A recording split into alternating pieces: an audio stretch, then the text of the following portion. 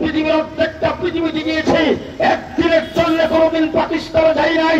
যারা আমাদেরকে পাকিস্তানের রাজাকার বলে গালি দিয়েছ, আজকে তোমরা যারা ভারতে গিয়েছ, পরিষ্কার ভাষায় বলছি আমরা পাকিস্তানের রাজাকার নয়, তোমরা সবাই ভারতীয় রাজাকার।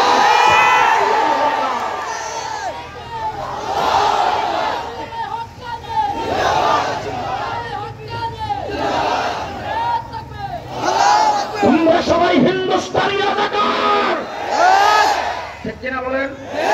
হিন্দুস্তানি রাজাকারেরা যখন পদত্যাগ করেছেন, বাংলাদেশ থেকে যখন ভাগছে 5 তারিখে, আমি ওই দিন লন্ডনে ছিলাম।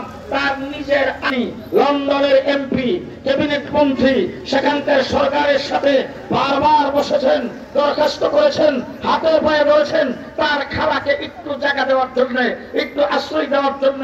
মন্ত্রী হয়েও সে ওই দেশে তার খালাকে দিতে পারে নাই। তারপরে কানাডায় চেষ্টা করেছেন।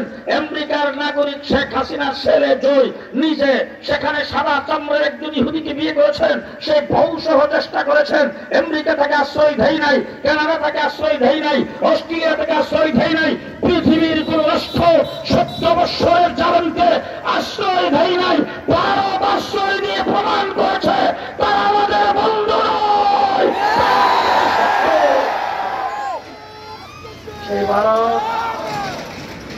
ভারত পদে পদে আমাদেরকে দুষ্টামি করছেন। আপনাদের শহরে হিন্দু নাই তো? এই গত 5 তারিখে 5ই আগস্টের পর থেকে হিন্দুদের কয়টা বাড়ি ঘর ভাঙছেন?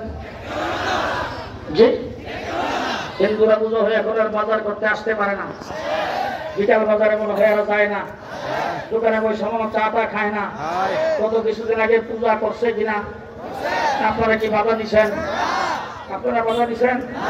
আজকে চ্যালেঞ্জ করে বলতে চাই, গোটা বিশ্বের